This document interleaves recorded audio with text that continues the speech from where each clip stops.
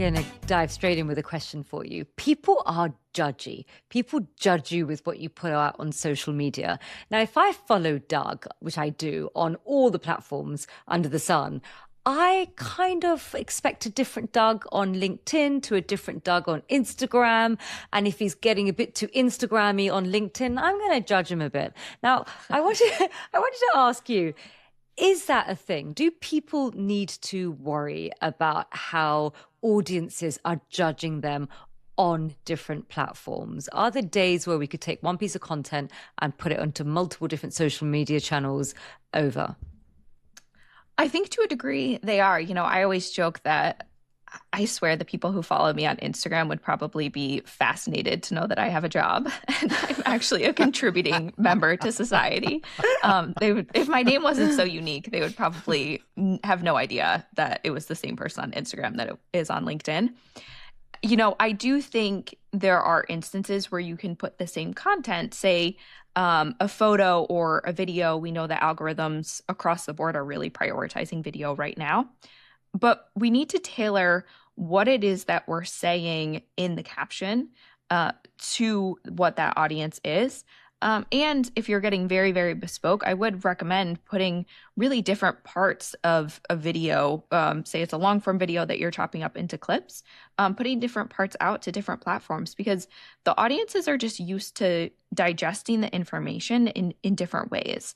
I think gone are the days that we think of social media as a megaphone, and we need to be thinking about it as a really, really bespoke way to reach an audience in the way that they're used to receiving information. If we look at LinkedIn, I don't really think that we should be considering that like a discovery tool, right? No one's going to LinkedIn and saying, who can I find today that's very interesting to connect with?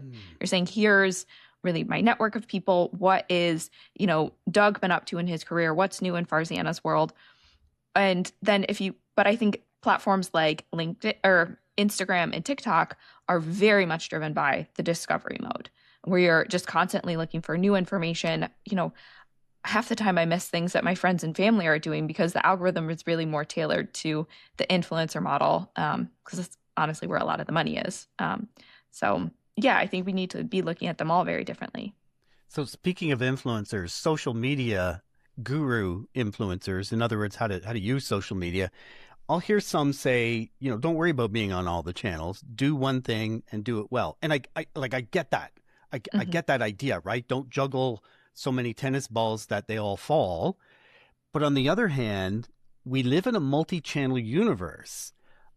I kind of side to, if you're not playing the multi-channel game, you're all your eggs in that one basket, and you don't own the channel. The channel could change, the channel could disappear. So how do I know what's best for me, multi-channel or solo channel, and do it real good? That it's a really tough question because there are a few schools of thought on it, right? When you think about just the evolution of social media as a whole, and in the States, what we've been experiencing with TikTok, is it going to go away? Is it not? There were some creators who thought that they lost their whole world overnight. It's held on, or still kind of figuring out what that looks like in the States. But if you even look back longer term, it was kind of like one day we all woke up and said, we're not going to use MySpace anymore. We don't want to put our top friends up. I think so. The way just society works with these platforms and engages with them, it takes a lot of shifts, and it feels like the shift can happen so quickly anymore that to not be multi-platform, I think it sets you up to a real risk of just not being able to then reach other people across other platforms when something might go away. That said, I was actually down a rabbit hole on Reddit last night because that's also, where I spend my time. But thinking about the podcast world, which is so much of my day to day, there was a question from a podcaster about their podcast distribution strategy and if they really did need to be multi-channel, because podcasting has far exceeded RSS now. And we're saying it's, just TV again. It really, the talk show is now a podcast. Yeah. But the question was really where the brand dollars are, because they are seeing that their Instagram, I think was the example, has a very low following, and brands are seeing that following as an indication of their RSS audience. And it's night and day. Well, but tools do. Raphonic does, for one. It reads it Mhm. that way, right? And listen notes. Exactly. Yeah. Yeah. And so I think beyond that, what we're also seeing in the podcast space is for so long, media buyers were very, very siloed. They would say, hey, I can't, buy across this podcaster's Instagram just because my budget only allows me to invest in audio. So I will only be buying the podcast, but you can talk to the social media team to talk about their Instagram. And for, as an podcast industry, we're like, but you're investing in the person and their audience across all of these platforms. Now that has really changed in the last year or so. But for the creators who don't have scale across every single platform, I think now that's working to their detriment. They might have an incredible following that they've built over the last decade on podcasts, and a few people know them on social media because they hadn't invested the time there. Sure, that makes such a great point. And I think a lot of us, especially as comms people, we know that we're meant to take a piece of content and adapt it to all the different platforms. But what if you're like me, where I know that, but I just don't have the time and headspace? I've got a needy cockapoo. I've got, demanding clients. It's really tough to find the time and the headspace. And especially when you do it for a living, the last thing you want to do is spend time on your own, but you kind of know you have to, right? So do you think AI tools can actually help us in order to be able to bring those nuances in and have that headspace and that time to do it in an efficient way using AI tools? And if so, what AI tools, what hacks can you offer us? Because we kind of know we got to change it up, but we need help. Yeah, absolutely. And I feel you. I've got, like I said, I have a needy dog too. That takes up a lot of my time. But I live with AI tools now. It's just becoming almost an extension of my team. I have the paid version of ChatGPT, so it is a little bit smarter. It really remembers a lot that I do. I do make sure to really check in and say, have you lied to me recently? Just make sure it's giving me correct sources. And that everything I have is always very up to date. And the other thing that I've been playing around, actually, even for my clients, is creating a writer's room per each client, so that I can really learn to understand my client's voice, especially early on in a relationship, and then train ChatGPT to be able to replicate the voice as well. And one of my clients who I've worked with now for a few years, we've both been working on this as he wants to grow his LinkedIn presence. So we have a very open door communication style where we share the prompts that we're putting into our own chat rooms for him and our individual chat GPTs to then just help refine it through the two of us. Because what I said to him was, I can give you some bullets to throw through your chat GPT and it'll probably check out something quite different than mine. But I understand that's also not what you're paying me for. So let's refine this together because mine is so used to my voice, but I can coach it to be you. And then what I will also do, going back to multi-platform distribution, right now sounds profitable. We merged with the events company Podcast Movement in, I believe it was August of last year. So we're preparing for a massive event during South by Southwest. It'll be the first time that we are fully embedded in the South by Southwest programming, which is super fun, but is also a massive undertaking to be able to highlight all of our sponsors everywhere and all of our amazing speakers that will be coming out. So what I've been doing is asking ChatGPT based on a few notes, getting things started for the engine, saying, can you give me a recommendation to post this across X, Instagram, LinkedIn, Facebook even is a huge place for community as well still. And then refining it based on the audiences that we have there and asking it, am I using the right tags? Am I using the right hashtags? What should I put in the comments? And really challenging the AI tool to then give me answers and refine things. I see communications as almost like a dance partner. On the one hand, there's what I'm doing, but on the other hand, there's what my partner is doing. Using AI to refine my voice or be consistent with my voice, awesome. And I could even tell it the tool TikTok is different from Instagram, is different from LinkedIn. But do you find I'll put it this way. Do you find that your mood or expectations are different depending upon where you are?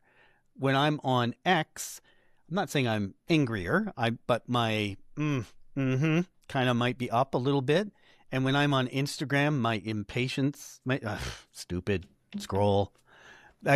So I find I'm a different person on the different channels as an audience. Yeah, I think that's exactly right. On LinkedIn, we're there for work. We're there to be very professional. As Farzana was saying at the beginning of this, if you get too Instagrammy on LinkedIn, you're just going to have some judgment for it, right?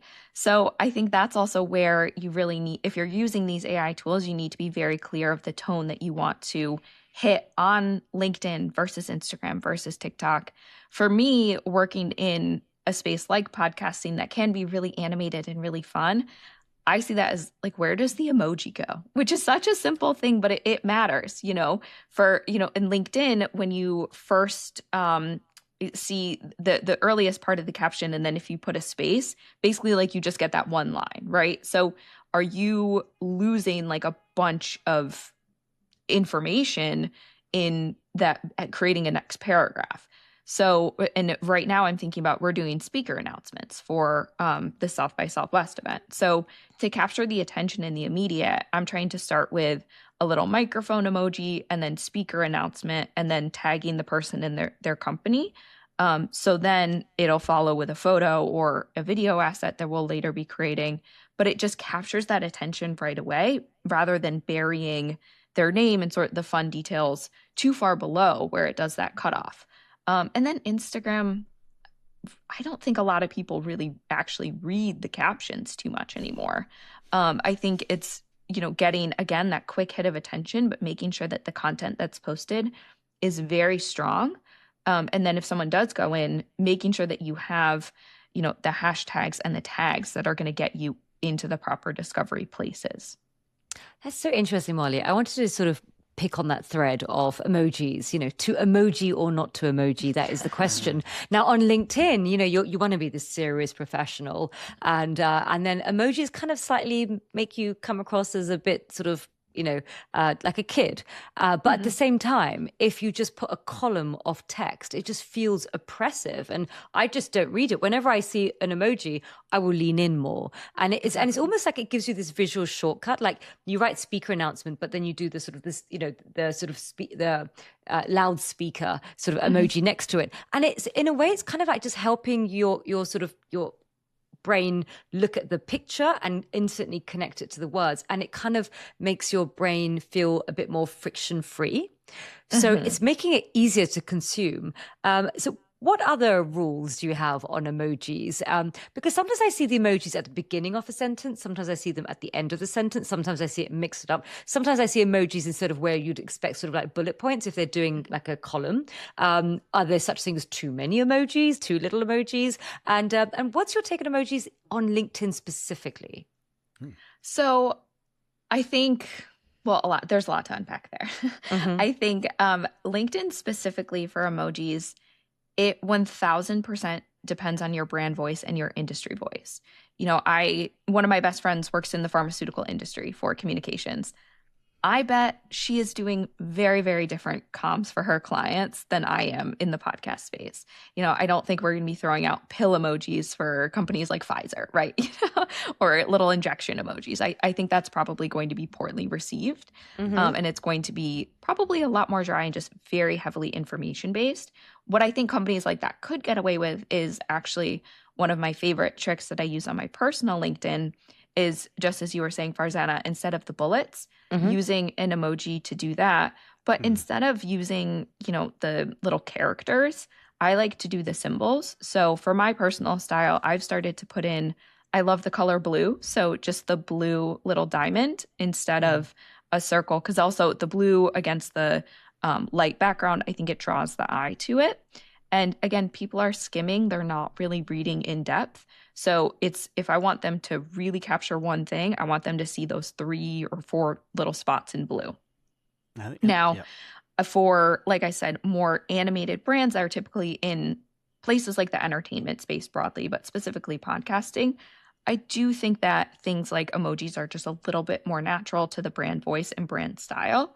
But with my clients, I do always remind them, what is your brand voice? What is the brand voice that you want to be? And then whether or not emojis are appropriate, I think is really based on that. And I'm sure there's something to do with left brain, right brain, and emojis force my one side of my brain to process, and words force the other side of my brain to process. When we look at, last question, when we look at audience behavior today, how much of what we're seeing is genuine preference versus algorithmic influence? If I post on YouTube, I'm playing to the algorithm. On TikTok, I'm playing to the algorithm. We just did an episode with Alicia Teltz last week, all about the LinkedIn algorithm, how it separates things into 3 buckets. And because it sounds profitable, what research do you think still hasn't been done that we really need? Yeah, I think an algorithm versus preference, I think it's a bit of both still in places. I think our preferences are driving our algorithms, certainly. But we can't exist without algorithms. I think a great example actually is on LinkedIn when they tried to play around with posting or showing you older content at the top to make sure that you didn't miss something.